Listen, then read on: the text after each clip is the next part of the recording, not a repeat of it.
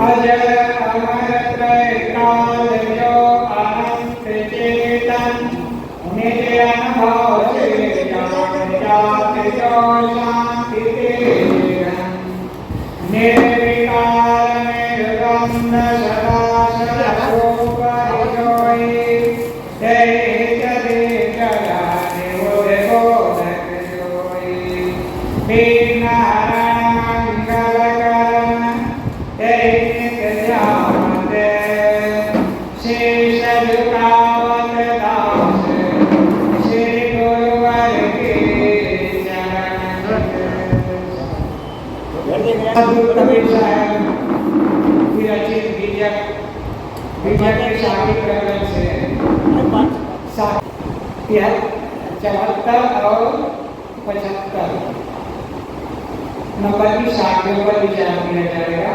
दोनों शाखियां लगभग एक ही प्रसंग में है। कबीर साहब कहते हैं, साचा शब्द कबीर का हृदय देव विचार चित्त उदय समझे नहीं मुनिकात भय विचार। जो तू साचा बानिया सांची हाट लगाओ अंदर झाड़ू दे के पूरा दूरी बहाओ। सद्गुरु कबीर साहब कहते हैं, साचा शब्द कबीर का हृदय देव विचार। इस मेरा जो शब्द है, मेरे जो विचार हैं, वो सत्य के परिचायक हैं। अर्थात का सत्य हैं सत्य ज्ञान और सत्य भावना पूर्वक कही गई बातें हैं। अर्थात सत्य का बोध कराने वाली मेरी बातें हैं और मैं अधिकार पूर्वक सत्य बात दुनिया में कहता हूँ। साचा शब्द कबीर का हृदय देव विचार, हृदय में विचार करके देखो कि दुनिया में क्या सत्य है, क्या असत्य है, क्या भ्रम है, क्या अंधविश्वास है और क्या यथार्थ है। हृदय में विचार करके देखने से पता चलेगा कि दुनिया में क्या सत्य है। चिंता हुए समझे नहीं वही पहले विचार, लेकिन मैं या फिर मेरे जैसे महापुरुष ज्ञानी चारों युगों में होते रहे हैं सत्य के दिग्दर्शन के लिए, सत्य बताने के लिए, सत्य का मार्गदर्शन करने के लिए होते रहे हैं। लेकिन दुनिया के लोग क्या करते रहे? चित्त उदय समझे। अपने चित्त को ऐसे महापुरुषों को दिया नहीं। चित्त उदय, चित्त अर्थात मन, अपने मन को महापुरुषों को समर्पित नहीं दिया नहीं, उनके शरण में लगाया नहीं और उनके सत्य और यथार्थ बोध पूर्वक ज्ञान को ग्रहण किया। कहत भाई मेरे जैसे या मैं महापुरुष लोग चारों युगों से कहते कहते सत्य बात को, यथार्थ ज्ञान को कहते कहते आए हैं। यहाँ पर कोई कह सकता है कि कबीर साहब की गर्वोक्ति है। कबीर साहब कहते हैं कि साचा शब्द कबीर का, जिसका मतलब दुनिया में और भी महापुरुष हुए हैं या फिर और भी ज्ञानी हुए हैं, दर्शन के दर्शनाचार्य हुए हैं, वो क्या सत्य नहीं बोले? केवल कबीर साहब ही सत्य बोले हैं?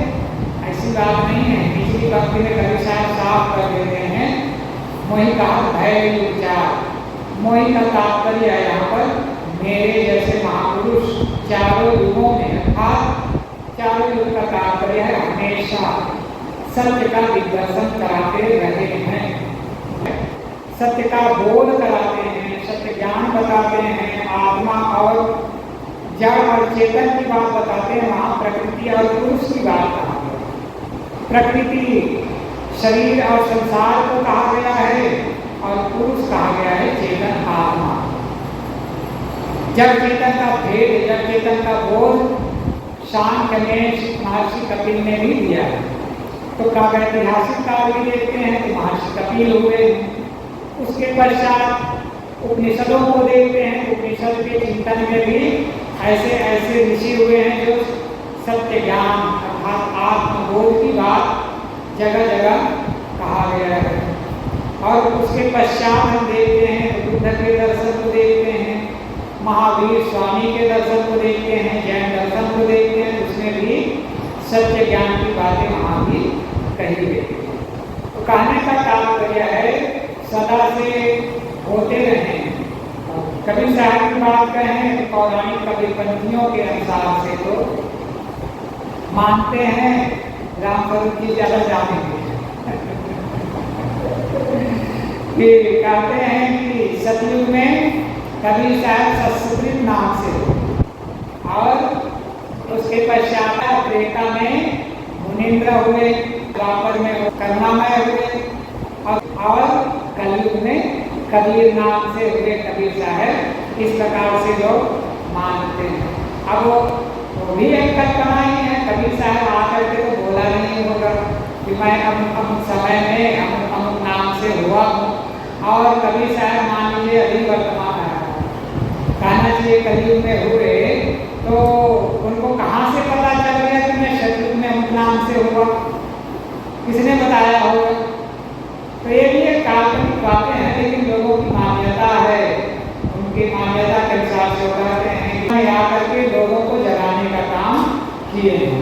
कहने का तात्पर्य यहाँ भी हो गया, चारों लोगों में आ करके सदगुरु कबीर साहब के जीवात्मा दुनिया के भटके हुए लोगों को जगाने का काम किए। इस अर्थ से भी होगा, लेकिन इसमें मुख्य बात है सत्य ज्ञान की बातें कबीर साहब बता रहे हैं। सत्य बात बोध कराने वाले हमेशा संत गुरुजन और महर्षि होते रहे हैं, किंतु इतना होने के पश्चात भी दुनिया के लोगों ने उनकी बातों का ध्यान नहीं दिया, उनकी बातों को सुना नहीं, उनकी बातों को समझा नहीं। क्यों? चित्त उदय समझे नहीं, भय विचार। कबीर साहब कहते हैं लोगों ने अपने चित्त को दिया नहीं, अर्थात मेरी बातों पर ध्यान दिया नहीं। कोई आदमी हो, किसी को कोई बात समझा रहे हो या बता रहे हो, और आदमी आने वाला किसी अन्य बातों में लगा हुआ हो, अन्य बातों में लगा हो, दूसरों के साथ चर्चा में लगा हो, और उसको हित की बात, कल्याण की बात या फिर कोई काम की बात बताया जा रहा हो, तो आदमी तो दूसरे के साथ चर्चा में है, तो उसके कान में आवाज तो जाएगी, लेकिन चित्त में वो बातें नहीं जाएगी। कान में आवाज जाएगी और दूसरे कान से वो आवाज निकल जाएगी। वही बात कबीर साहब का चित्ता उदय समझे नहीं। ज्ञानी पुरुष हमेशा बताते रहे, समझाते रहे, लेकिन समझने वाले लोग अर्थात सुनने वाले लोग उनकी बातों पर ध्यान नहीं दिया, और ध्यान न देने के कारण से उनके मन में, मस्तिष्क में, चित्त में ज्ञान की बातें बैठी नहीं, और वो आदमी ज्ञान से रहित हो गया। ज्ञान की बातें बताने वाले तो हमेशा रहे, लेकिन समझने वाले की ही कमी रही है। 3 मूर्तियां थी, लोगों ने पूछा कितना कितना दाम है मूर्तियों का। तीनों मूर्तियां एक ही शरीर, एक ही रंग रूप का, एक ही आकार, सब कुछ एक जैसे है। तो मूर्तिकार ने बताया एक मूर्ति का कीमत है 200 रुपया, और दूसरी मूर्ति का कीमत बताया उन्होंने 500 रुपया, और तीसरी मूर्ति का कीमत बताया उन्होंने 1000 रुपया। तो लोगों ने कहा मूर्ति तो एक जैसे दिख रही है, आकार, प्रकार, रंग, रूप, चेहरा सब कुछ एक जैसे है, लेकिन दाम में इतना अंतर कैसे हो गया? एक 200 का, एक 500 का और एक 1000 का। तो उन्होंने कहा इसमें कुछ खासियत है एक मूर्ति। उसने कहा क्या क्या खासियत है? तो मूर्तिकार ने एक तिनका उठाया लकड़ी का, और उस एक मूर्ति के कान में डाला, तिनका लंबा सा। तो वो तिनका लकड़ी एक कान से दूसरे कान में निकल गया। उसने कहा इस मूर्ति का कीमत है 200 रुपया।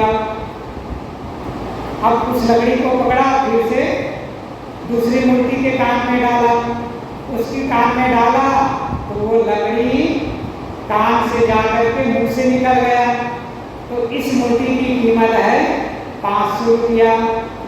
उस लकड़ी को फिर उठाया और तीसरी मूर्ति के कान में डाला। एक कान में डाला तो ना कान से निकला ना मुख से निकला, कहाँ से कहाँ चला गया, वो अंदर चला गया।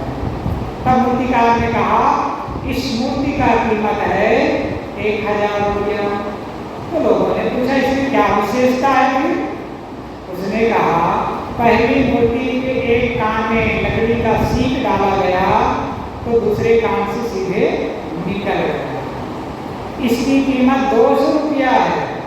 ठीक ऐसे ही दुनिया के लोगों के कानों में ज्ञान की बातें तो जाती है, सुनाई भी देता है, ग्रंथों का अध्यापन भी कर देते हैं, या फिर कथा कीर्तन भी सुनने को जाते हैं लोग, लेकिन सुन करके एक कान से सुनता है और दूसरे कान से निकाल देता है। जीवन में परिवर्तन नहीं आता है, वही वैसा ही जीवन आचार विचार रहन सहन और झूठ छाल जो भी करता है वैसा ही जीवन बना रहता है। इसका मतलब है एक कान में आवाज तो जा रही है, दूसरे कान से निकल जा रही है। यदि वो कान से ना निकलता तो कम से कम मुख में आता तो समझ में आता कि हाँ ऐसा कहा गया है, ऐसा जीना चाहिए, समझ में पाता थी। लेकिन उसे समझ में नहीं आया, इसलिए तंबाकू बीड़ी गुटखा खाता पीता घूम रहा है। लोग क्या कहते हैं, अरे महात्मा लोग बोलते हैं वो तो हम भी जानते हैं, वही तो कहते हैं कि तंबाकू ना खाओ, बीड़ी ना पियो, गांजा का दम ना लगाओ। यही चबूतरे में बैठ करके लोग गांजे का दम भी लगाते हैं। अब सुनेंगे तो कहेंगे कि देखो हम लोग भी जानते हैं, लेकिन जानते तो हैं लेकिन गांजे का दम लगाना नहीं छूटता है। शराब ना पियो, यही तो महात्मा लोग कहते हैं। चोरी ना करो, झूठ ना बोलो, छल ना करो और उल्टा सीधा ना करो, यही तो बताते हैं। लेकिन आदमी का चित्त ठीक कहाँ होता है? तो कहने का तात्पर्य आदमी ये भी कहता है कि हम भी तो जानते हैं, हम भी तो समझते हैं, लेकिन आचरण कितना आता है? आचरण में आता है वही ज्ञान होता है। तो कहने का तात्पर्य है कि आदमी एक मूर्ति होता है तो एक कान से सुना, दूसरे कान से निकाल दिया, उसके अंदर में बात जाती नहीं। दूसरा होता है एक कान से सुनता है, कुछ यादें हो जाती है तो मुख से बोला जाता है, उसकी भी कीमत है। कवि साहब ने कहा है करनी करे सुपूत हमारा, कथनी कथे सुनाती, रहनी रहे गुरु हमारा, हम रहनी के साथी। तीनों बातें यहाँ भी आती है। करनी का तात्पर्य जो आचरण करता है, जैसा बोलता है वैसा करता है, वो मेरा पुत्र के समान है उसका और मेरा उनका रिश्ता है।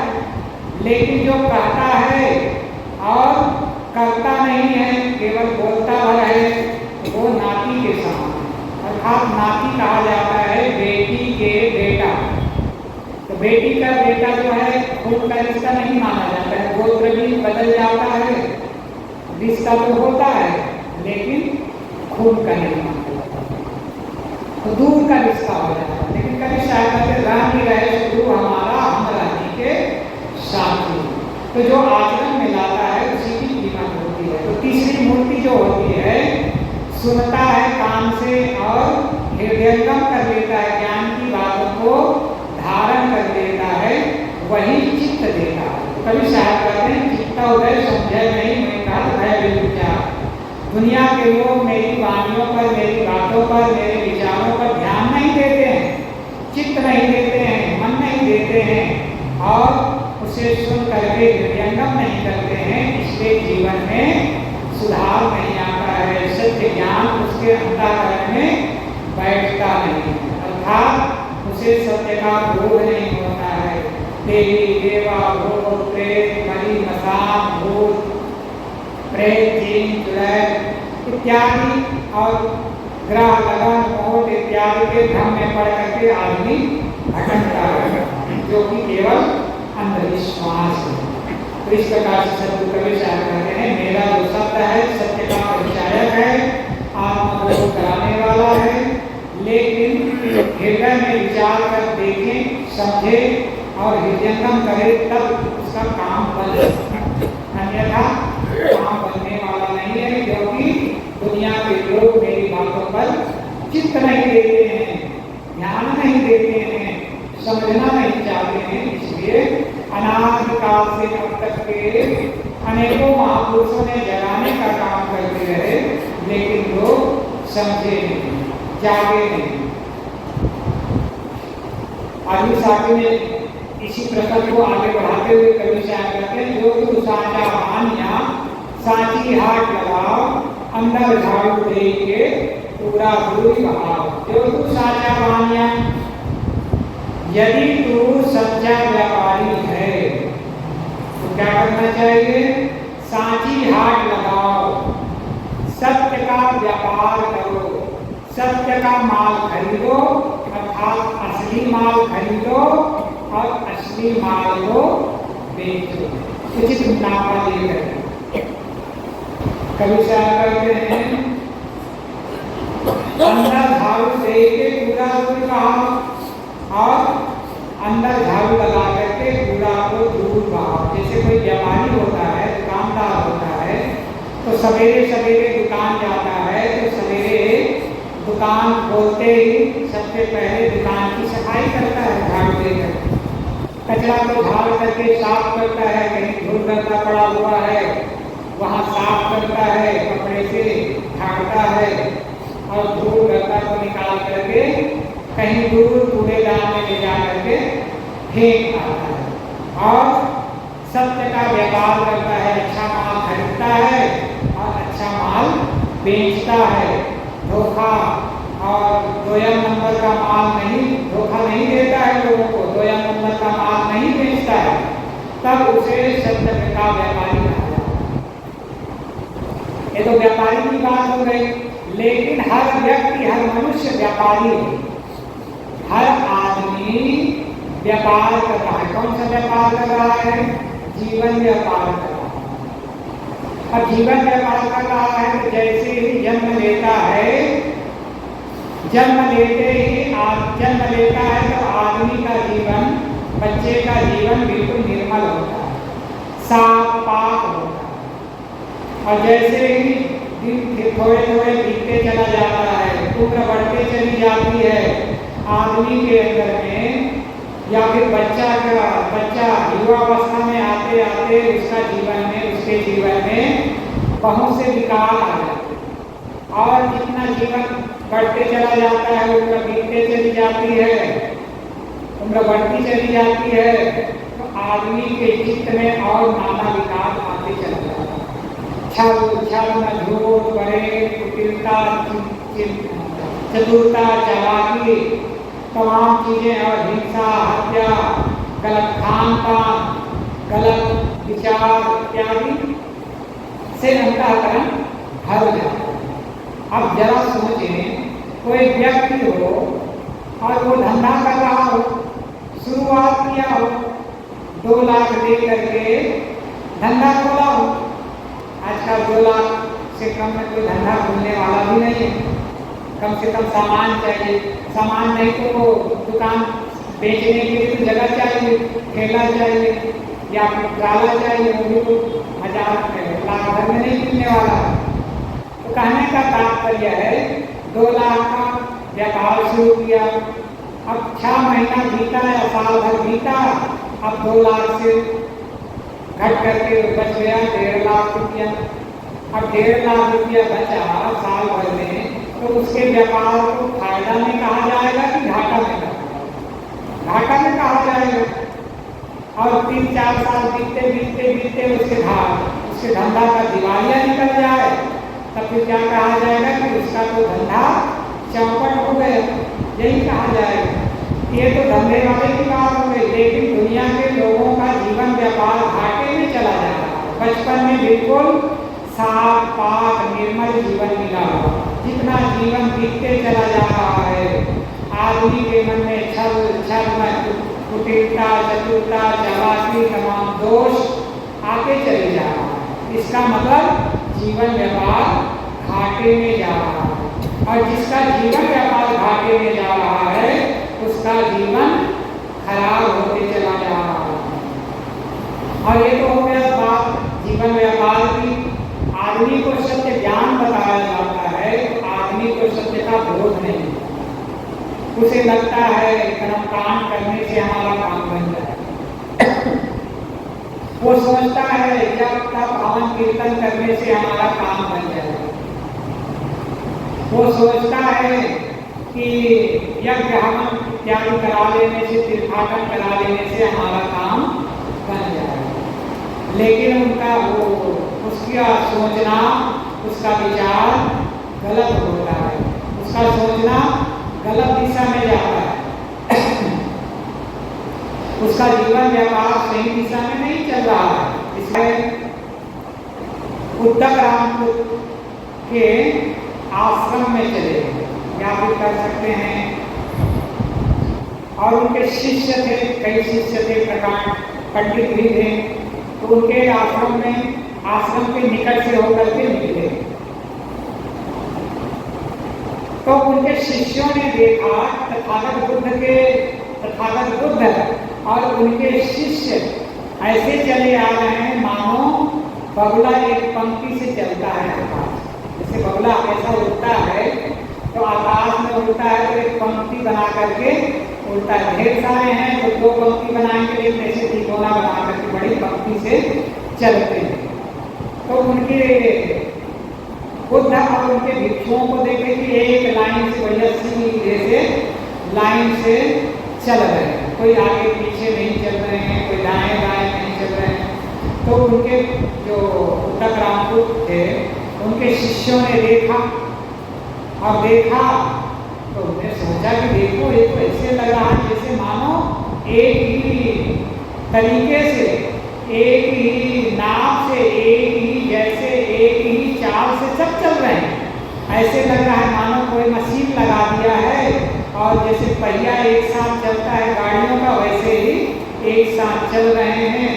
एक साथ कोई किसी से टकरा नहीं रहा है, कोई किसी से आगे बढ़ नहीं रहा है और कोई किसी से पीछे हो भी नहीं रहा। बिल्कुल एक सीध में एक साथ एक जैसे चल रहे हैं। तो लोगों को बड़ा प्रभाव, उनके शिष्य बहुत प्रभावित हुए और आके अपने गुरु के पास बताए, हमने देखा है तो बड़ा विचित्र, ऐसा तो कभी देखा नहीं था, ऐसा कैसे हुआ, ऐसे कैसे सबको एक जैसे सांचे में ढाल करके चलाया जा रहा है, ऐसे चल रहे हैं। तो उनके शिष्यों के साथ वो गए तथागत बुद्ध के पास, अभिवादन किए। अभिवादन के पश्चात पूछे कि आप कौन हैं, कहाँ से आ रहे हैं, कहाँ जा रहे हैं। ऐसे ही स्वाभाविक चर्चा हुई। उन्होंने कहा कि अपना परिचय बताया, तथागत बुद्ध हैं, ये हमारे भिक्षु है, हम एक स्थान से दूसरे स्थान विहार के लिए जा रहे हैं। उन्होंने कहा कि हम आपसे कुछ सुनना चाहते हैं, विचार करना चाहते हैं। तो चर्चा होने लगी दोनों को। नदी के किनारे बैठे थे। अब चर्चा होते होते उन्होंने कहा कि हम यज्ञ हवन करते और कराते हैं, जब तक कीर्तन करते और कराते हैं और लोगों को कर्मकांड बताते हैं ताकि उनको स्वर्ग मिले, उनको वैकुंठ मिले, इसलिए उनको कर्मकांड हम करवाते हैं। तथागत बुद्ध ने कहा कर्मकांड कराने से, यज्ञ हवन कराने से, नाम जप, नाम स्मरण करने से, तीर्थाटन करने से किसी को स्वर्ग नहीं मिल सकता है, किसी को वैकुंठ नहीं मिल सकता है। अब उद्धव बुद्ध ने कहा कि ऐसा कैसे, हमारे शास्त्रों में तो ऐसा ही लिखा हुआ है, हमारे ग्रंथों में तो ऐसा ही लिखा गया है। तब तथागत बुद्ध ने कहा, नदी के किनारे बैठे हुए थे।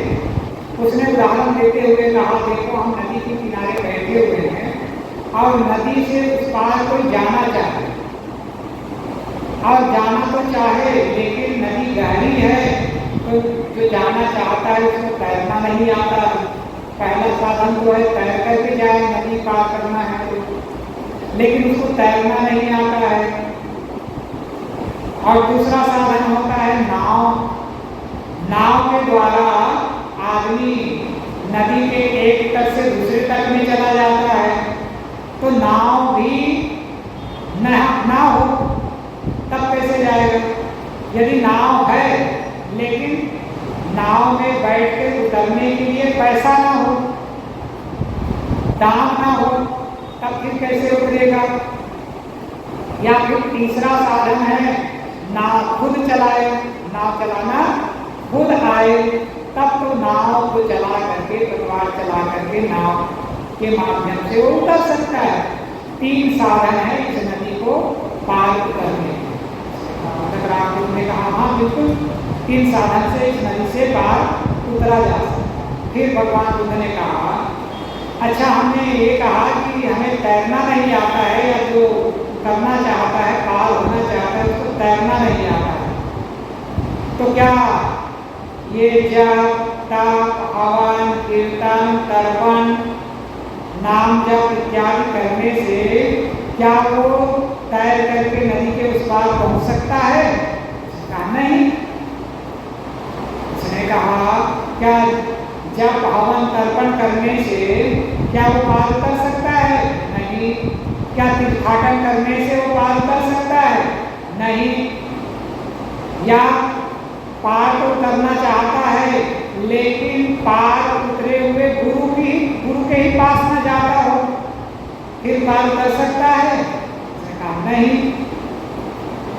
फिर भगवान बुद्ध ने कहा ठीक वैसे ही है, आप जप तप हवन कीर्तन तो कर रहे हैं लेकिन ये नदी से उस पार नहीं ले जा सकता। क्यों? क्योंकि जप तप हवन कीर्तन जो भी किया जाता है वो उसका फल या वो कर्मकांड है, पुण्य कर्म तो है नहीं। पुण्य कर्म करके तो उसका फल आगे ही मिलता, लेकिन जब तप हवन कीर्तन नाम स्मरण करते हैं वो सात्विक कर्म भी नहीं है, वो कर्म कांड है, इसलिए उसके आगे जीवन में फल मिलने की संभावना नहीं है, इसलिए नदी के उस पार आप नहीं जा सकते। और दूसरा साधन, आप नदी से पार उतरने के लिए नाव चलाना भी नहीं जानते हैं, अर्थात संसार भवसागर से पार उतरने का ज्ञान आपको नहीं है, इसलिए आप इस भवसागर से पार नहीं उतर सकते। और तीसरी बात, आपको या आप कोई ऐसे नाविक को भी पकड़ा नहीं जो नाव चला करके आपको पार कर सके। फिर यज्ञ हवन तर्पण कीर्तन करने से आप नदी कैसे पार हो सकते हैं? तो कहने का तात्पर्य है कर्म कांड जप तप हवन कीर्तन क्या है? भवसागर से पार होने का रास्ता नहीं है। भवसागर तो मन में होता है और मन का भवसागर कर्मकांड से कैसे निकलेगा? जब तक हवन कीर्तन से कैसे निकलेगा? कहने का तात्पर्य है, कवि साहब कहते हैं जो तू सांचा बानिया, सांची हाथ लगाओ, अंदर झाड़ू दे के पूरा डोरी बहाओ। पूरा करकट तो भरा हुआ है, अंदर अंतःकरण छल कपट राग द्वेष भय विरोध हिंसा हत्या चोरी व्यभिचार इत्यादि दोष अंतःकरण में भरा हुआ है, काम क्रोध लोभ मोह मार मत्सर। और तूने सत्य ज्ञान का आधार नहीं पकड़ा, सत्य ज्ञान देने वाले गुरु का आधार नहीं पकड़ा, और सत्य ज्ञान देने वाले गुरु भी मिल गए तो उनकी बातों को तूने हृदयंगम नहीं किया, तो सत्य बोध नहीं हो सकता है और अंतःकरण में झाड़ू लग नहीं सकता है। अंतःकरण में झाड़ू तब लगेगा जब सत्य बोध प्राप्त करके विवेक विचार के द्वारा मन के विचारों को देख करके, मन अंतःकरण को देख करके, अंतःकरण में लगे हुए काम क्रोध लोभ मोह मार मत्सर हिंसा हत्या तमाम दोष भरे हुए हैं, उन सबको झाड़ू से निकाल कर विवेक विचार झाड़ू से निकाल करके दूर बहा, अर्थात ताकि